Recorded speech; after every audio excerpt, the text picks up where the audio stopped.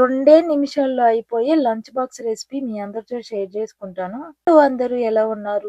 Lunch box series లో ఈ రోజు మిక్స్డ్ వెజిటేబుల్ రైస్ అయితే మీ అందరితో షేర్ చేసుకోబోతున్నాను. దానికోసం నేను ఫ్రోజన్ వెజిటేబుల్ అయితే తీసుకున్నాను. దాంట్లో క్యారెట్, బీన్స్, కార్న్, అలానే పీస్ అన్ని అయితే ఉన్నాయి.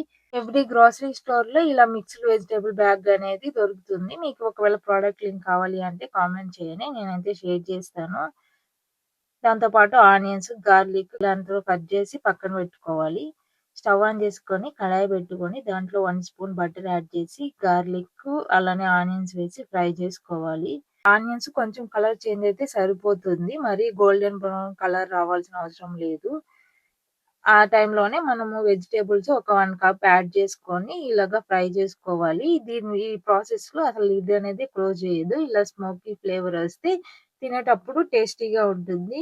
మనం ఎంతైతే వెజిటేబుల్ తీసుకున్నామో సేమ్ అదే కప్ తో 1 కప్ రైస్ అయితే యాడ్ చేసుకొని ఇలాగా మిక్స్ చేసుకోవాలి. తర్వాత teaspoon pepper powder add చేసుకొని ఒకసారి మంచిగా మిక్స్ చేసుకోవాలి.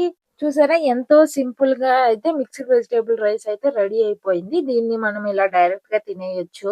మీకు కావాలంటే యోగర్ట్ యాడ్ చేసుకొని కానీ, లేకపోతే ఇలాగ నేను నిన్న ఫిష్ పుల్స్ అయితే ప్రిపేర్ చేశాను, దాన్ని యాడ్ చేసుకొని తిన్నాను. మీకు ఇలా ఫిష్ పుల్స్ రెసిపీ కావాలి అంటే కింద ట్యాగ్ చేశాను. ఆ రెసిపీని మీరు చూసి ఇంట్లో ట్రై చేయండి. Thanks for watching. Do follow for more videos.